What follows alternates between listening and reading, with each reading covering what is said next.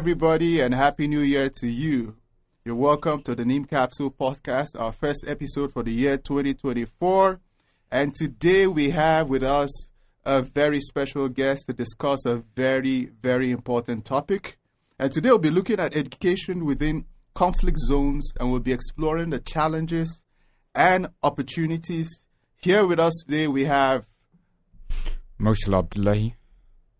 And co-hosting with me will be Aishat, my colleague here at Neem. Aishat, you want to briefly introduce yourself to the audience? Hi, everyone. My name is Aisha, and I'm heading policy and research at Neem. So super excited to be here with Murtala and Benga. All right. Welcome once again, Murtala. Murtala is an independent analyst and researcher with a keen interest in climate change, human security, and counter insurgency. Murtala also writes on climate change-related conflicts, security risks, and military operations in Nigeria and the Lake Chad Basin. He is also the founder of Goro Initiative, a non-profit for promoting youth participation in climate, peace, and security dialogue. Once again, you're welcome, Murtala. Just to give a bit of a background to our conversation today. According to the United Nations Education and Scientific Organization, UNESCO, there are currently over 20 million out-of-school children in Nigeria. This staggering number has been further made worse by the lingering conflict in various parts of Nigeria. Now, this brings a lot of questions to bear. What does the future hold for these kids? Is there any light at the end of the tunnel? Are there opportunities we are missing with regards to getting these children out of this situation? In this episode of Neem Capsule Podcast, we'll be exploring the challenges and opportunities. Great. Thank you so much for that introduction. So I'll just delve right in. Very impressive background in fieldwork and research, Murtala. Mm-hmm. So the first thing I really want to know is, can you provide us with some insight into the current state of education in these conflict zones that we see and we have here in Nigeria, especially and considering the staggering statistic that over 20 million school children are out of school? Yeah, I believe you actually nailed it with the introduction, showing the severity of the crisis. We have a situation that was already bad before a lot of this conflict, whether in the northeast, the northwest, the north central, and then these things have become worse. A lot of kids are unable to go to school. We have had incidences where attacks have occurred in schools, and then those schools have had to close down. We've had incidents where school children have been kidnapped on their way to school. We've had incidents where school children, because of attacks in their own communities, they have been displaced. And so we have millions of Nigeria displaced when you calculate both the number in terms of the over a million that has been displaced in the northwest and the north central, and also the over a million also that have been displaced in the northeast, although there has been efforts in terms of resettlement, and which has reduced the number of in terms of displaced people. However, when they get resettled, education also becomes a big issue. So yeah, as it's been highlighted, the conflict and security crisis across Nigeria, it's increasing the education deficit, and it's also affecting not just the students but also teachers. We have had teachers who have lost their lives as a result of conflicts. Teachers have also been displaced, and then schools have also been destroyed. We have also had schools that have had to turn into displacement camps. So it's really a huge catastrophe or a crisis, I would say. Thank you for highlighting those aspects. I think one of the key things that I hear you saying is that there is an attack on education, highlighting the effect that it has had on infrastructure, like the schools that you've mentioned, and also the teachers. So just as a quick follow-up question, how has the lingering conflict in these areas, these various parts of Nigeria, and feel free to talk about other regions and similarities you've seen from the Northeast, how have they contributed and exacerbated on this education crisis that we're seeing? Yeah, so in terms of schools, so the issue with schools is that they are attacked for two reasons. One, for political statement. Armed groups attack schools to make a statement or to get consensus for the government. Two, they also attack schools because they can get, apart from political consensus, or they can also get monetary incentive from it. So when we go back into the famous Chibok girls adoption that happened in April 2014, that abduction led to a major crisis or major campaign, in terms of the Bring Back Our Girls campaign, calling for the release of those girls. Sadly, after a lot of efforts, including negotiations, only a certain number of the girls were able to be returned home at much earlier. However, in the past few months or so, following the death of the leader of Boko Haram and further disintegration of the group, we have seen a couple of the Chibok girls return home. Those girls later on became a tool for making demands from the government, and we understand that a lot of things went by in terms of getting the some form of consensus from the government in terms of either ransom. There's a report that ransom was paid and some prisoners were also released. And we also know of the Dapchi girls. After the attack on Dapchi, and a number of schoolgirls were taken. Although they were later released, we know that Shile Sharif continues to be there, and a few of them also died as a result of that incident. Those are some of the more pronounced attacks on schools in the Northeast. However, there's been several other attacks on schools in the Northeast, whether you talk of Buniyadi, where boys were killed in their hostels, and there were other schools where, for example, bomb exploded and other things. So there's been like a lot of attacks in the Northeast. Several schools have also been destroyed. This has really, really affected the education, and so there's been a lot of efforts by the non-governmental organizations to intervene. In the Northwest also, we have seen several incidents of attacks, whether in terms of Kankara, Jengebe, the Guildford University, and several others. So it's a major crisis, and like I stated, a lot of times they do these and then they demand for ransom, or they demand for some, or it's part of a political statement to undermine the government and say, okay, we have done this, we need so and so in return. Mm-hmm. I definitely agree with the linkages to politics as well, but the key statement you said, it is a crisis, and we're all aware that it is a crisis. So just reiterate to our audience, what potential long-term consequences do you foresee if these 20 million out-of-school children in Nigeria are not effectively supported and provided with some kind of intervention? It's going to be a huge problem for us in the long run. When kids are unable to go to school, which means that they're unable to get important life-changing opportunities.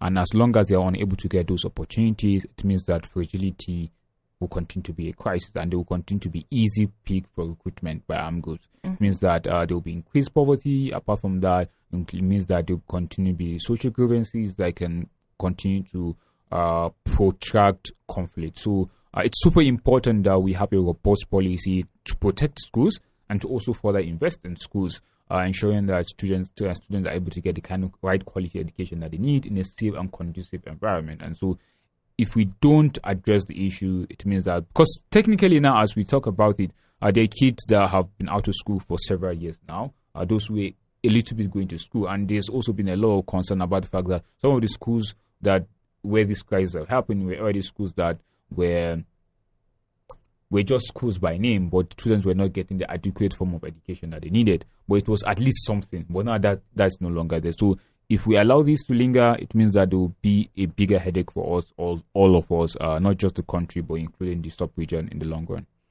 All right. Thank you, Murtala, for that insightful expose. Just picking up from where Aisha stopped with the questions, there's a staggering number of schools currently short in the Northeast. Between 2009 and 2022, it was reported that over 1,500 schools have been shut. Not a lot of people understand the implication of this, because each of these schools probably holds up to 500, 1,000, maybe 200 people. And a sizable number of them are still shut. Now, looking at this from the angle of someone who has done extensive research, extensive work, trying to understand the uniqueness of the conflict in the Northeast and its implication, its root causes. In the medium and the long term, with these numbers, do you feel enough is currently being done to bridge the gap? That's the first question. The second question is, what does the future really hold for these kids in terms of opportunities, possibilities, and all? overall in Nigeria, the education gap is quite wide. Now, looking at this situation in the Northeast, what do you think the future really holds for these kids? It's quite an important question that you just asked. What does the future hold? And I think that any society that does not have a path towards a progressive future for its people, then it's a society that is doomed. We have seen a lot of, for example, ad hoc arrangements to at least provide some form of education, especially by the humanitarian actors. We have also seen some form of investment, especially by the state government, some of the state government in the Northeast. However, when we talk of education, we aren't just talking about the structures there. It's not about renovating classrooms and having some teachers. What exactly is the quality of teachers there? What exactly is the curriculum that you're teaching? The curriculum of the Northeast, especially the curriculum being used in the Northeast 10 years ago, are no longer viable anymore. So those curriculums are no longer viable anymore because we need to ensure that the content that we're inculcating on students are going to be useful for them in terms as part of the broader recovery efforts in the region. And so you need things, for example, teaching on skills, teaching on logic, thinking of critical thinking, teaching on basic ways in which people can recover much faster and which people can find livelihoods for themselves. That has to be part of the broader curriculum. There needs to also be adult education because, for example, in the Northeast, the crisis have been going for over a decade. So there are lots of people who have grown to be adults and they have not been able to go through formal education system. And this also affects how much livelihood opportunities that they get. So there needs to be adult education apart from education from children. So it's the mixture of things. We need better facilities for kids to have access to education. We need to look at the curriculum, what kind of curriculum is available for teaching, and does it suit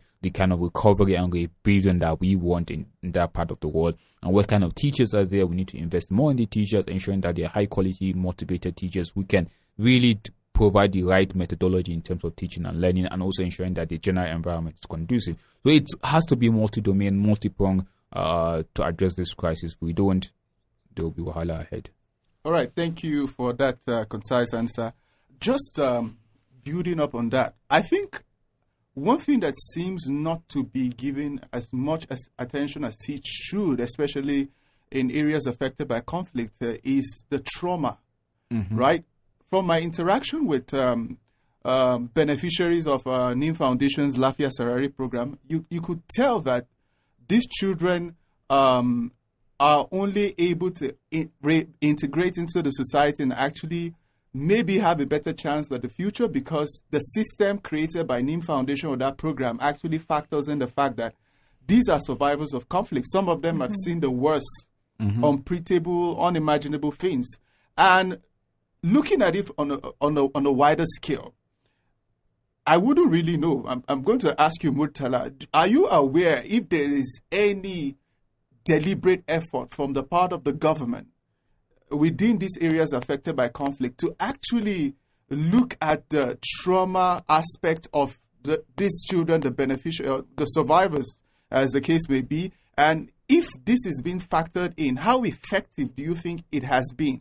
And then finally, what do you think can be done to sort of make this even easier for the kids who have, survived the worst of situations, whether it be through banditry or the insurgency in the Northeast? Yeah, so when you said trauma, and I'm like, in Nigeria, even visible wounds are not properly attended to, are not talk of the invisible ones. Kids are growing up with PTSD. They've seen some of the worst atrocities that you can think of, and they continue to live in very traumatic conditions. And so there needs to be support for them. Basically, most of the psychosocial support that we've seen has come from the non-governmental organization, and you were mentioning what NIM was doing. So basically, that's what we've seen from NIM and from other partners working on the ground there. There's not been really some strong effort from the government. Maybe the government position will be like, our priority is to get them shelter, although we know even the shelter, a lot of it comes from development and humanitarian actors, but the government will be about our priority is shelter, is security, is investing in physical security, instead of trying to find food for these people and give them, and not necessarily the invisible one, because I guess they don't see that. And that's why earlier when I was talking about the curriculum in terms of the education system as part of the broader recovery effort, that also will have to include psychosocial interventions, so whether in terms of providing amenities as part of those schools, where kids can be able to decompress, to socialize, to also be able to find ways where they can speak about what they've gone through, where they can be able to heal. And then secondly, also there are courses within their syllabus where it helps them to really try to find some form of support, and ensuring that also that teachers, for example, counselors are trained properly to be able to help those kids, because some of those kids, it's going to affect them psychologically, even their ability to learn. So it's a huge problem, although it looks invisible, but it's one that can have long-term impact on even the learning curve of the kids and what they end up becoming in life. So there has to be a lot of healing process, not just within the formal system, but also informally, whether in terms of, for example, radio programs that's happening, whether in terms of activities that's been organized by the government, and also intervention from religious institutions. So everyone, it has to be all of a society approach to help people heal, both in terms of internally and physically. Well, thank you very much for that powerful insight, Murtala. Thank you so much for that. I was just nodding my head and nodding away as you were speaking. You've highlighted a lot of interesting strategies and interventions that could be used, highlighting adult education, the different forms of curriculums, the trauma and mental health support strategies that should also be embedded. If you can just please expand on some local initiatives that are currently being used, because I do feel and believe that some of our traditional systems have been doing stuff. They've been doing work. We don't really tend to integrate it with what's being done in the formal sector. You can also touch a little bit more on the Al-Majri system, and that could also be how that could also be uplifted and properly integrated. So let's hear more about what is actually happening in local communities, because we know in reality it's difficult to reach these communities from the top down. Yeah. So I really want to know from your own experience, what good practices do you see from local communities that we can actually export and use elsewhere? Yeah, as you're talking, it's kind of like, there has to be an indigenous way in which people cope, and it's technically there. Local people have always had a way where they try to survive and strive together, although they may not have a formal name for it. So, for example, they have this word where people call Majalisa, where you have young people sit and talk. It's a way of coping socially. You have those young boys, as they sit, they talk, they kind of like support each other, provide support, either in terms of mental support for each other, or encourage each other, or even just try to have a way to decompress some of the tension within themselves. So there are a lot of other mechanisms in terms of we've also seen people engage in different type of sporting activity where it helps them to socialize, to a little bit find other mental activity to do, and allows them to. But in terms of long-term healing, that has to come in a more professional method, or allowing people to understand what they have gone through and understand how they can find a pathway forward. You mentioned the Al-Majri system. The Al-Majri system looks like a hard nut to crack. For decades, we have tried to find a reform from it, but I think we have not really taken it much serious. Looking at what exactly are we doing here, and why is it that the Al-Majri system continues to thrive? So when we look at it even from the pre-colonial times, in terms of prior to the conquering of northern Nigeria in the 19th century by Lord Lugard, the Al-Majri system was a method of teaching and learning in this region, what later on became northern Nigeria. And then the Al-Majiris, as they call them, because the word refers to them as migrants who come in to learn. So they were being taken care of by the Beit Mali, that the trust fund within the Emirates. But after the conquering of northern Nigeria, that system was abolished. And then the Al-Majiris also used to be like those who supported the formal system of work. But after the conquering of the region, it meant that anyone who had gone through that system was no longer viable. So it meant that those people who were skilled, for example, in Ajami, which was the methodology in which these people were doing their teaching and learning, became illiterate overnight. There's been a lot of effort, and that led to, for example, the conversation around Sangaya and also reforming the Islamic methodology of teaching and learning, and also building schools where they integrate both Western and Islamic education, but that where they also integrated formal and Western education. We've seen that effort, and there's been a lot of, in fact, even in some states, they try to enact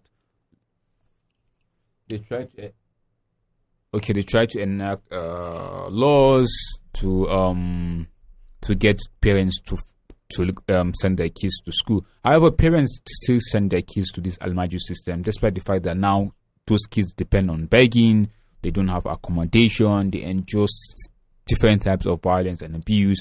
A lot of parents send them there because they cannot take care of those kids. They have too much kids that they cannot take care of. And then secondly, also, they feel like it's the only way of education that they can get to their kids. A lot of people don't believe in the formal system of education because they cannot necessarily point to one person within their local community that has gone through the formal education and has achieved anything in life. So they will be like, it's better those kids go for the Almajiri system. From the Almajiri system, then they can learn other local trades, and which can be meaningful for them in their life. As we were talking earlier in terms of the challenges posed by the security crisis on education, that's also reinforcing the trust deficit. We have had several schools that have been targeted and attacked, and that's really continued to decrease the trust that parents have on the formal or Western methodology of education. And so there needs to be efforts to reinforce security, especially in rural communities. That's where we have a bulk of the education deficit, and where we can really make very important progress, especially improving livelihoods, methodology of, for example, a lot of people depend on farming for living, and it is through the education system that we can improve their processes of farming, giving them new knowledge on how to farm. That way we can improve their yield. Their yield means improvement in livelihood and income. Improvement in income and livelihoods means better living standards. Better living standards means better resilience in the communities, and also better opportunities for everyone in those communities. So education is super important. I always say education is a matter of national security, and so we need all tiers of government, both the local government, the state government, and the federal government, because our education system is handled by the different tiers of government, and each one of them has to really work 100% for us to have it right. We can make it. When you look at South Korea, decades ago, they had huge deficit in terms of their education system, but currently they have over 90% literacy. Nigeria cannot achieve progressive development or sustainable development goals without massively or aggressively improving literacy rate, and we have to do that by investing more. All right. Thank you, Murtala. We've had in this conversation Murtala Abdullahi, who is an authority in the field of discourse, experienced in issues of security,